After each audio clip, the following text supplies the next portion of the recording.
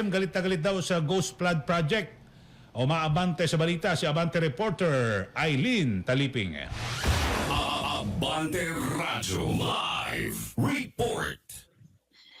Eli, hindi lang dismayado kundi galit na galit si Pangulong Ferdinand Marcos Jr. sa natuklasang Ghost Project sa Barangay PL, Baliwag, Bulacan nitong Miyerkules ng umaga matapos ng personal na inspection din ang dapat sana ay reinforced concrete river wall project.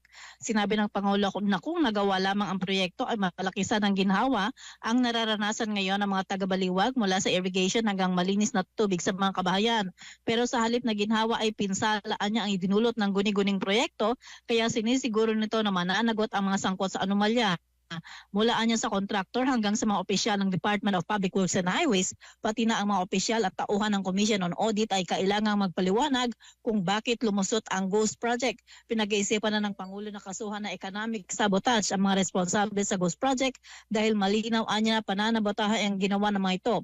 Sinabi pa ng Presidente na malaking tulong ang mga sumbong na ipinaparating sa Pangulo website dahil nalalaman ang mga anomalyang proyekto sa iba't ibang lugar sa bansa, kaya hinikayat ang publiko na ituloy ang pagsusumbong upang matukoy mga ginagawang panloloko sa taong bayan. Eileen.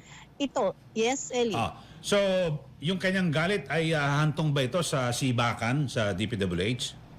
Malamang kasi parang nasagad na ang pasensya ng presidente. Siya na mismo yung nakakatuklas dahil nakita niya mismo walang doon sa mga kuhang ipinadala ko dyan, walang mga kahit man lang isang semento na naitayo dyan. Kasi biro mo, dahil sa sumbong, doon natuklasan, so hindi na i-report dyan po mismo sa DPWH. So lumilitaw, kompleto, nabayaran, maraming dinaanan. Naku, grabe yan, matindi, malawak. At saka, ang matindi dyan, yung COA na nag-approve, di ba? Sabi, approve na yan. Kasi kung hindi, kung may anomalya yan, siyempre, di-disapprove nila, di ba? Tsaka yung mismo kasi merong unit, departamento sa DPWH na i-check bago bayaran ng lahat yan. I-check muna yung di ba? May inspection yan sa project.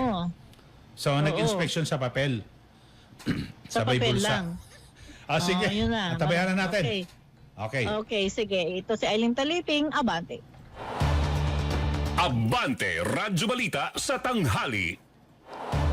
Ay grabe ho mga kababayan, kaya mismo si Pangulong Marcos Jr. Pumunta na ho mismo ng personal. Nakita niya sa kanyang dalawang mata na walang proyekto